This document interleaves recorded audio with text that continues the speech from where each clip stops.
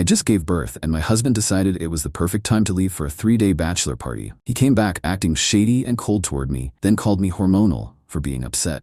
I am 32, female, and him 35 male. Let's call him Dale. We've been married for 6 years together. For 8, we have a toddler, Emily, who's 3 and a newborn. Sean, who's just 2 months old. 2 months, I'm still bleeding sometimes. My hormones are all over the place. I'm barely sleeping more than 2 hours at a stretch. And I've been handling pretty much everything with Sean because Dale was, giving me space or overwhelmed by the baby cries. Translation, he was playing video games with noise-canceling headphones or suddenly had a million things to do outside the house. Before all this, God, it feels like a lifetime ago. Dale was okay, I guess. He was never super hands-on, not really the nurturing type, but I figured he was a good enough guy, steady job, paid his share of the bills. We had laughs. I thought we were solid. Clearly I was an idiot. He always had a bit of a selfish streak, a bit lazy around the house. But I picked up the slack. I always did thought that's what you do in a partnership. Turns out I was just enabling a leech. The pregnancy with Sean was rough. I had morning sickness well into the 2nd trimester, then sciatica so bad I could barely walk. Delivery wasn't a picnic either. Long labor almost ended in a C-section. And then you're home with this tiny screaming human and another little one who needs you, and your body feels like it's been through a meat grinder. I was exhausted, an emotional wreck, and mostly alone in it. Dale would pat me on the shoulder and say, "You're doing great, babe," then disappear. About 6 weeks postpartum, Dale announces he's going to a bachelor party for his college buddy, Scott, 3 days out of state. My first reaction was, "Are you freaking kidding me?" I hadn't slept properly in weeks. I was covered in baby vomit half the time, and Emily was acting out because her world had been turned upside down by the new baby. "Me now, you want to go away now, Dale?" "Babe, it's Scott, I'm the best man. It's been planned for months." Me and Sean's arrival was planned for 9 months. "I need help, Dale." "Dale, my mom can come over. You'll be fine. It's just a few days. I need this. I'm stressed too." "Stressed from what? Avoiding diaper changes?" He went, of course. I was furious but too tired to fight him properly. His mom came for a few hours one day, which was more hassle than help, honestly. She just criticized my housekeeping and told me I was spoiling Sean by picking him up too much. When he came back, all smiles and "missed you so much," but something was off. He was jumpy with his phone, like always, screen down, or he'd angle it away if I walked past. He was weirdly defensive if I asked basic questions about the trip. It was just guys being guys, you wouldn't get it. Then he started being mean if I was emotional, which, hello, newborn and no sleep. He'd say I was being hormonal and irrational. If I brought up feeling overwhelmed, he'd side-eye dramatically and say, "Can't I just have some peace when I get home from work?" He started picking fights over stupid things. The house isn't clean enough. When was he going to clean it? Dinner isn't what he fancied. I was apparently letting myself go. This from a man whose main contribution to childcare was complaining about the noise. The phone thing really got to me. He'd take it to the bathroom even for a shower. One night I just asked him straight up, "Me, is there something on your phone you don't want me to see?" "Dale, what the hell kind of question is that?" "Of course not. Me." "Then let me see it, Dale." "No, it's my privacy." "Why are you being so paranoid? You're acting crazy." "Me, I'm acting like a wife who's seeing a bunch of red flags from her husband, who suddenly acts like his phone is a state secret after a boys' trip." "Dale, you need to chill out. Seriously. It's probably your hormones making you suspicious. There's nothing going on." Gaslighting. He made me feel like I was losing my mind. I started doubting myself. Maybe I was being overly sensitive. Maybe the lack of sleep was making me paranoid. About 2 weeks after he got back from the trip, I got a message request on Facebook. It was from someone I didn't know, a woman. The message just said, "You should probably see this." And there was a photo attached. It was Dale at a club, lights flashing. He had his arms around this blonde woman, face buried in her neck. Her hands were all over his ass. They were basically dry humping on the dance floor. It wasn't just a friendly hug. I couldn't breathe. I recognized the shirt he was wearing. It was one I bought him for his birthday. Turns out, the woman who sent it was the girlfriend of one of the other guys at the bachelor party. Her boyfriend had drunkenly shown her pics from the night, and she felt I had a right to know. His own friend had taken the picture. I waited till Emily was asleep and Sean was finally settled. Dale was on the couch gaming, headphones on. I walked over and just stood there until he noticed me. He pulled off his headphones. "What's up?" I didn't say anything. I just airdropped the photo to his phone and watched his face. First confusion, then dawning horror. Then his face just crumpled. He looked up at me, eyes wide. "Dale, where did you get that?" Me. "Does it matter? Is it you, Dale? Is that some random woman you were grinding against while I was at home drowning in diapers and exhaustion?" Dale, babe, it's not what it looks like. We were all drunk. It was just some stupid dancing. Me. Dancing? Dale, you look like you're about to screw her on the dance floor. And what happened after the dancing? He just stared at his hands. Silence. Me. Did you sleep with her, Dale? More silence. His face was pale. Me. Did you sleep with her? I was yelling by then. Dale, mumbling, yes, okay, yes, I was drunk. It was a mistake. It meant nothing. A mistake? It meant nothing while I was recovering from pushing his child out of my body while I was caring for our children.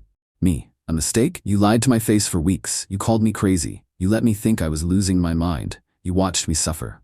Dale, I didn't want to hurt you. Me. Well, congratulations, you failed spectacularly. The argument was ugly. He tried to blame the alcohol, the guys egging him on, even me for being distant since the baby. I just saw red. I think I screamed things I don't even remember. At one point he tried to grab my arm to make me calm down, and I slapped his hand away so hard my palms stung. I didn't sleep that night. I just sat on the nursery floor holding Sean, watching Emily breathe on the monitor. My world had just imploded. The man I married, the father of my children, was a liar and a cheat, and worse, he was a coward. The next morning I started packing. Dale tried to stop me, begging, crying. Dale, please don't do this. We can fix this. I'll do anything. Me. No, Dale, you did this. There's no way fixing it. You broke it. I can't even look at you. He followed me from room to room, whining and pleading. It was pathetic. He didn't get it. He still thought he could talk his way out of it. I called my sister crying and told her I was coming to stay with her. She just said, I'm on my way. Leaving was chaos, trying to pack for myself, a toddler, and a newborn, while Dale was either underfoot trying to help, which was just him getting in the way and looking pitiful, or yelling about how I was overreacting and destroying our family. My sister arrived like a cavalry charge, took one look at my face, one look at Dale, and just started loading bags into her car. She didn't say a word to him. The silence was more damning than any yelling.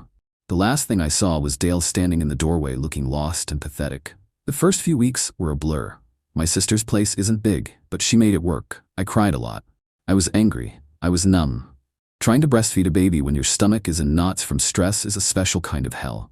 Emily was confused, asking for her daddy, and it just broke my heart all over again. My parents, once they got over the shock, were supportive too in their own way, mostly by bad-mouthing Dale, which honestly helped.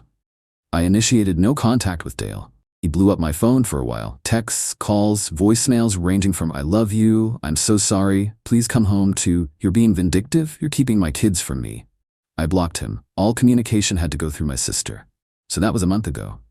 I've been slowly trying to piece together some semblance of a new normal, looking into daycare for Sean so I can eventually go back to work, trying to find an apartment. Then, 3 days ago, I get a hysterical call from my mother-in-law, Ruby. Dale is sick, really sick. He finally went to a doctor after feeling like crap for weeks, and he got some tests done. Turns out his one-night mistake at the bachelor party wasn't just with some random woman he met at a club. According to what he eventually admitted to his mom and what she sobbed down the phone to me, after the club, he and a couple of the other guys went and got hookers. And the one he was with, well, she left him with a lifelong parting gift. Dale has social sickness. He didn't get it from the woman in the photo. He got it from a prostitute he paid for later that night. So he didn't just cheat once, he cheated multiple times in one night. And one of those times was with an intimacy worker. And he lied about all of it. Now his whole family is blowing up my phone. My mother-in-law, father-in-law, his siblings, they're all saying the same thing. He's devastated, he's terrified, he needs you, you're his wife. It's your duty to come home and take care of him in sickness and in health. Remember, they're painting me as this cold, heartless girlfriend for not immediately rushing to his side. His mother actually said he made a mistake, but this is a tragedy. He could pass away. Don't you have any compassion? What about your vows? I told her my vows didn't include caring for a man who deliberately deceived me, exposed me, and potentially our unborn child at the time to God knows what, and then lied about it for weeks. I told her my priority is my children and my own sanity. I told them I want a divorce. The backlash has been insane. They're calling me cruel, unforgiving, selfish, saying I'm abandoning him in his darkest hour, that I'm a terrible person. Dale himself has been sending messages through his mom saying he's sorry, he knows he messed up, but he's scared and doesn't want to be alone. I've made an appointment to get myself and Sean tested, Emily too, just to be safe, though the chances for her are minuscule unless I contracted it and passed it during pregnancy/birth with Sean. But I have to be sure for everyone. The thought that he could have infected me, that I could have unknowingly passed something to Sean, it makes me physically ill. I haven't told them this part yet. I want to know my status first. I feel like I'm standing my ground, but the pressure is immense. They're making me doubt my own resolve sometimes, even though deep down I know I can't go back. Not after this. This isn't just cheating anymore. This is a whole other level of betrayal and recklessness. So, Ida for refusing to go back and care for my social sickness positive husband who cheated on me with multiple people, including a prostitute, lied about it, gaslit me, and only confessed the full extent when he got a life-altering diagnosis. I just need to know if I'm seeing this clearly or if I'm the monster they're making me out to be. Update 1. Wow, okay. First off, thank you. Seriously, I posted that rant a week ago in a state of absolute turmoil, half expecting to be told I was a cold-hearted B-word or something. The sheer volume of support has been overwhelming in a good way. I've read every single comment, even the tough ones. It's given me a lot of clarity, or maybe just solidified what I already knew, but was too scared to fully stand by because of all the noise from his family. To answer a few common questions, we have 2 kids, Emily, 3 years old, and Sean, now nearly 3 months old. Yes, the friend who took the photo, his girlfriend sent it to me. I have no idea what his motivations were for taking it, but I'm weirdly grateful. Small mercies, I guess. The timeline. He went to the bachelor party mid-March. I found out about the cheating, the club girl, mid-April, and left immediately. Found out about the social sickness diagnosis and the hooker at the very end of April, early May. No, I had absolutely no idea he was capable of this. None. Looking back, were there tiny signs of selfishness? Yes, but soliciting a prostitute and lying about an STI? Never in a million years would I have guessed. A lot of you were rightfully screaming at me to get tested ASAP. That was already in motion when I posted, but the anxiety was eating me alive.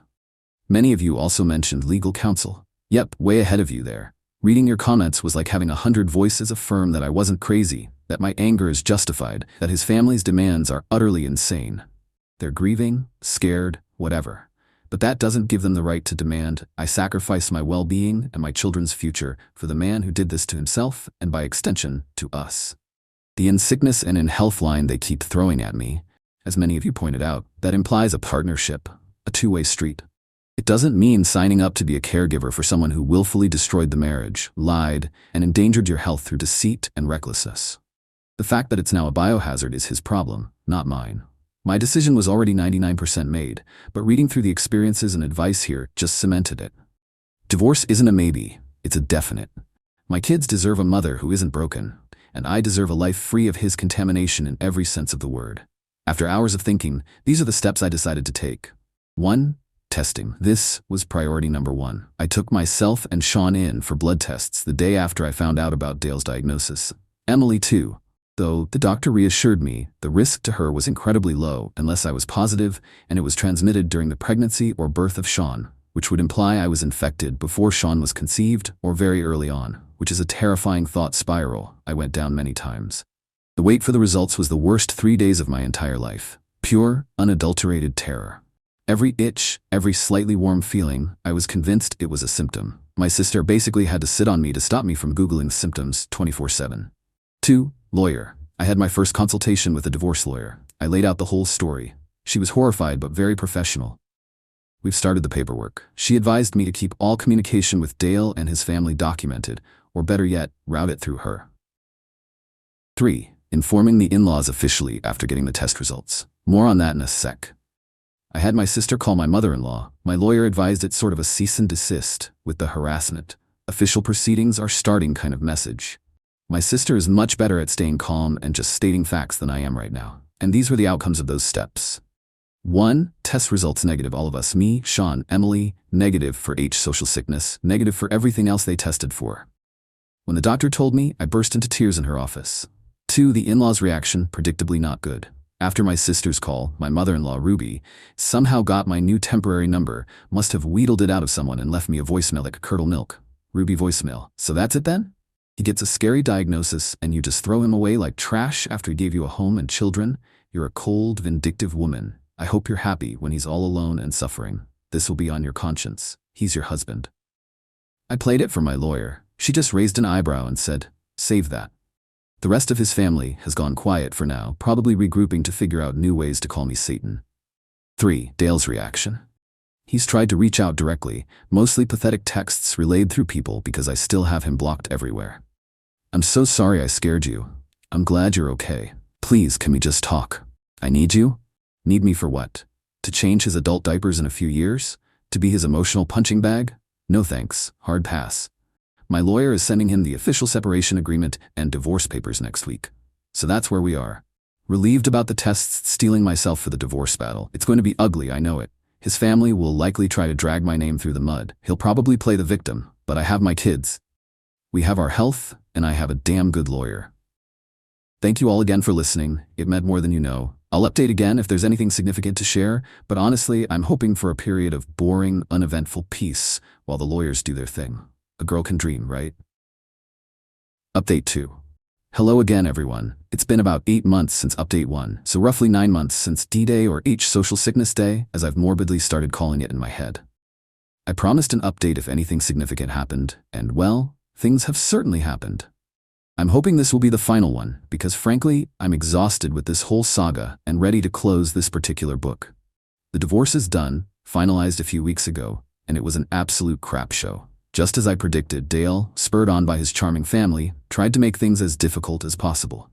He actually tried to argue for shared custody of Emily and Sean with his lawyer, even hinting that my vindictive nature in leaving him when he was sick and vulnerable made me an unstable parent. My lawyer just about laughed them out of the room, then calmly presented the timeline of his deceit, the exposure risk to the children, and the fact he barely changed a diaper in his life, let alone been a primary caregiver. Thankfully, the judge saw through it, and I have full physical custody. Dale gets supervised visitation with Emily at a designated center. Sean is still too young, and honestly, the risk of Dale's negligence is too high for my comfort with an infant. These visits are conditional on him being up to it, proving he's following his medical protocols and isn't a risk. So far, he hasn't taken up many of the offered sessions, usually excusing himself by saying he's not feeling well. Financially, they tried to argue he shouldn't have to pay much child support or alimony because of his medical condition and reduced earning capacity. Again, my lawyer was a very good one. She pointed out his condition was a direct result of his own actions and infidelity, and that he was working and earning fine before he decided to decimate our lives. The financial settlement is fair, not generous, but it's enough for me to get on my feet properly with the kids. As a small silver lining, he had to sell his precious car. The harassment from his family, particularly Ruby, his mother, didn't let up for a long time either. There were accusatory texts, calls to my parents, and even a few veiled comments on my sister's social media. My lawyer sent another more strongly worded cease and desist, hinting at harassment charges, and that mostly shut them up. They still glare daggers if we ever cross paths, as we live in the same general area. Unfortunately, but the direct attacks have stopped from what I hear through the grapevine, because I sure as hell am. Dale's not doing great. This isn't just physical. With the H social sickness, he's apparently struggling with medication side effects and has been sick a lot. Mentally, he's a wreck. Most of his friends, including the ones from the bachelor party, have distanced themselves. Apparently, we're gut out about the hooker and the H social sickness, May Smud, and suddenly he's persona non grata. It seems the bro code doesn't cover lifelong STI. Scott, the groom whose bachelor party it was, is reportedly furious with Dale for the drama he caused. He also lost his job. It wasn't directly because of the H social sickness, as that would be illegal, but his performance tanked. He was out sick constantly, and they found legitimate reasons, so his fears of reduced earning capacity became a self-fulfilling prophecy. His parents are supporting him now. Ruby still occasionally tries to send messages through third parties since I have her blocked everywhere, saying I should find it in my heart to forgive and show some Christian charity. I find it in my heart to press delete. As for me and the kids, this has been the hardest part but also the most rewarding. Finding a new rhythm as a single mom to a toddler and a baby is no joke, and I'm tired pretty much all the time, but it's a different kind of tired now. I found a small apartment. Emily has her own little room, and Sean's crib is in with me. It's peaceful. Emily still asks about her dad sometimes. I'm honest with her in an age-appropriate way, telling her, Daddy made some big mistakes and he's sick, so he can't live with us right now. It's heartbreaking, but I won't lie to her. She sees him occasionally at the supervised visits, and they're just okay. He looks tired and sad. She's usually happy to see him, but also happy to come home with me. Sean, on the other hand, is a chunky, happy baby. He's rolling over and giggling, and he'll never remember any of this drama, for which I'm grateful. I've started some freelance work from home, and I'm looking into part-time daycare for Sean for a few hours a week so I can take on more. My parents and sister continue to be an amazing support system. So that's it. The divorce is final, we're safe, we're healthy. Dale is living with the consequences of his actions. His family can think whatever they want of me. Their opinions don't pay my bills or soothe my crying baby at 3 a.m. Am I happy? Not in a giddy, life is perfect way. I'm still healing. I'm still angry sometimes. I still mourn the family I thought I had, but I am at peace, more so than I've been in years. Thank you all again for being a sounding board when I was at my lowest, for the advice, the support, and for making me feel less alone in this nightmare. Hopefully, this is the absolute last time I'll ever need to post about Dale and his mess. We're moving on. Take care, everyone.